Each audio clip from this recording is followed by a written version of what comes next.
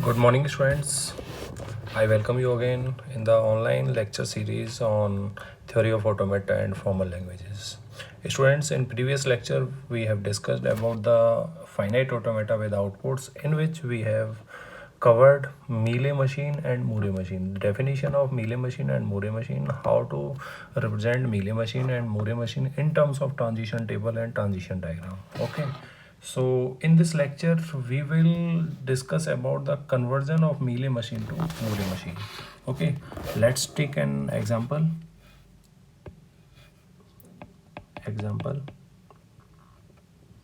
Example यहाँ पर जो है ये अभी टेबल की फॉर्मेट में है, फिर एक हम डायग्राम की फॉर्म में भी हम बात कर लेंगे।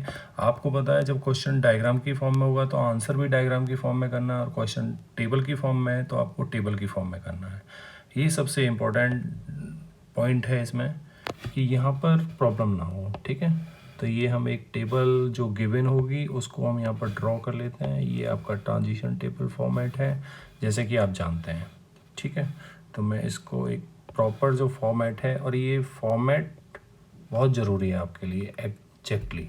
ठीक है, तो ये मैं यहाँ पर मेंशन कर देता हूँ। यहाँ पर ये प्रेजेंट स्टेट है, प्रेजेंट स्टेट जैसे कि आप जानते हैं। फॉर्मेट हमने प्रीवियस लेक्चर में इसको डिस्कस किया था। नेक्स्ट स्टेट, उसके लिए जो इनपुट है, इनपुट यहाँ पर 0 है, उसके लिए जो स्टेट है ये स्टेट होगी, आपको पता है, और ये उसका आउटपुट है। ठीक है, ये इसका फॉर्मेट होता है a=1, और यहाँ पर स्टेट है और ये इसका आउटपुट है। ओके, तो ये गिवन एग्जांपल है। अभी हम एक गिवन एग्जांपल की बात कर रहे हैं, क्योंकि जब भी कोई भी टेबल से मूरे मशीन में, मीले मशीन की टेबल से मूरे मशीन में, ठीक है, तो वो टेबल टू टेबल और डायग्राम टू डायग्राम कन्वर्जन होगा। ओके, तो there are Q1, Q2, Q3 and Q4, 4 states. Okay, तो यहाँ पर हम देखते हैं ये Q3 है, this one is Q1, Q2 and Q4। ये इसका आउटपुट्स होंगे 0, 111 and state Q2, Q4, Q1, Q3।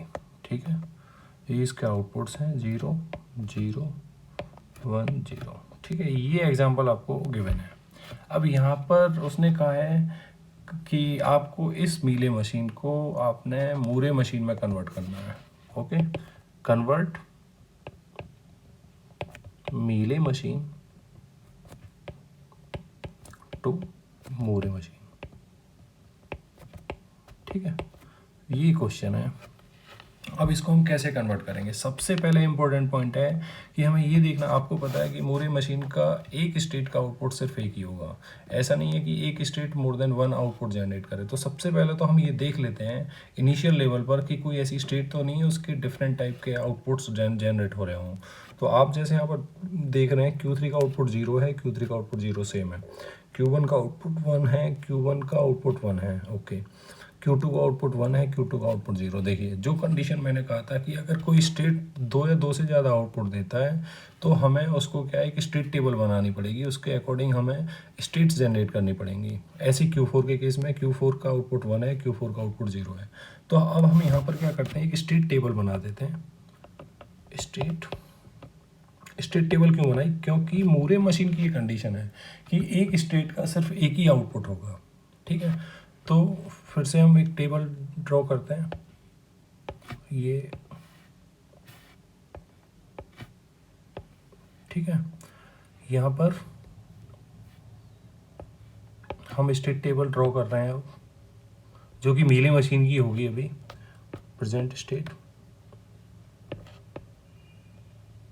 As it is, next state, ये इसके लिए a=0 के लिए स्टेट होगी, ये इसका आउटपुट होगा। a=1 के लिए स्टेट होगी, ये इसका आउटपुट होगा। ठीक है, अब हम देखते हुए चलते हैं, एक एक स्टेट को चेक करते हैं। Q1 में 0 इनपुट देने पर आपको Q3 स्टेट मिलती है, यहाँ पर कोई चेंज नहीं था। फिर हमने Q1 में 1 इनपुट कराया, Q2 Q2 के दो दो आउटपुट हैं, तो उसके आउटपुट के अकॉर्डिंग स्टेट को चेंज कर लेते हैं हम। तो ये क्या आपकी Q2 0 हमने इसको बना दिया, ठीक है। फिर हमने देखा Q2 को हमने दो पार्ट में कन्वर्ट कर लिया इसके आउटपुट के अकॉर्डिंग, क्योंकि दो आउटपुट्स थे इसके, एक 0 एक 1। तो 0 के अकॉर्डिंग Q2 0, 1 के अकॉर्डिंग Q2 1, ठीक है। स्टेट क्या है Q1, दोनों के लिए हम Q1 मेंशन कर देते हैं एज इट इज़। फिर हमने Q4 ब्रेक हो चुकी है इसका आउटपुट के अकॉर्डिंग, तो Q4 का आउटपुट क्या है 0, तो यहाँ पर हम Q4 0 और Q4 0। फिर Q3 में कोई चीज़ नहीं था, लेकिन जब इसकी जो स्टेट है Q2 किसके अकॉर्डिंग चेंज हो जाएगी, इसके आउटपुट के अकॉर्डिंग। आउटपुट क्या है 1, तो यहाँ पर हमने क्या बना दिया Q2 1। इसमें देखा Q1 में कोई चीज़ नहीं है, इसको आप एज इट इज़ लिख दीजिए।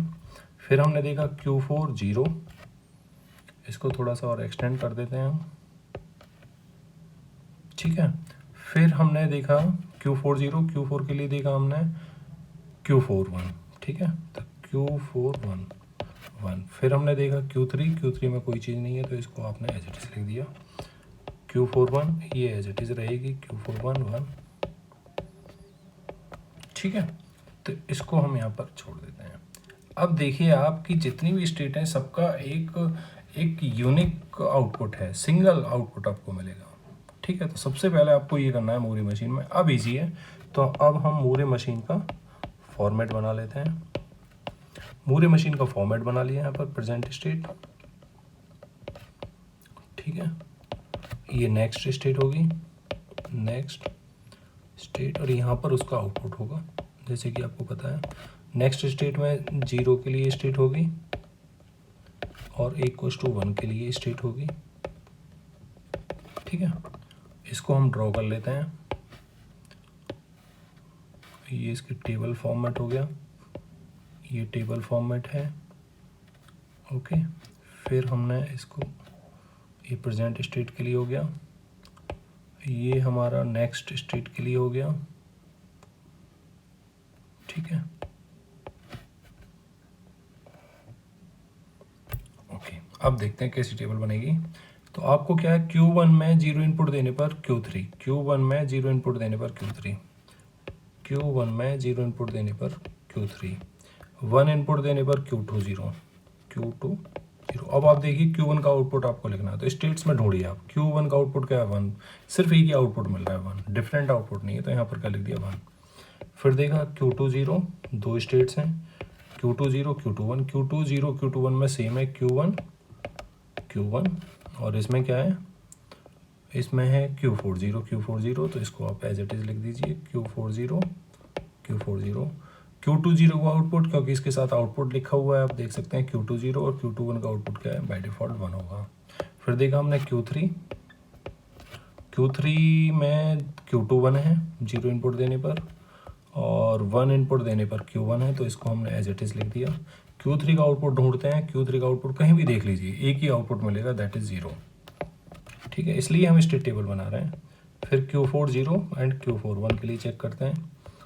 Q4 1 दोनों के लिए Q4 1 है, तो Q4 1 दोनों के लिए मेंशन कर दिया।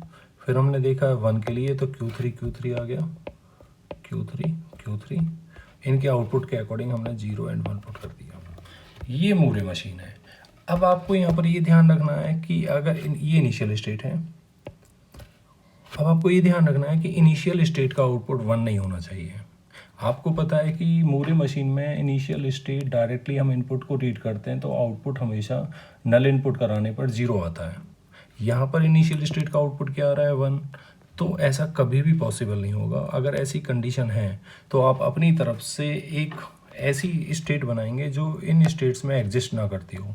तो जैसे Q1 है, तो यहाँ पर हम Q0 ले लेते हैं, इसको एज इट इज़ लिख दीजिए, इसको भी एज इट इज़ लिख दीजिए, और यहाँ पर इसका जो आउटपुट है वो क्या बन जाएगा 0, और आपकी इनिशियल स्टेट अब क्या होगी Q0। That is the final answer.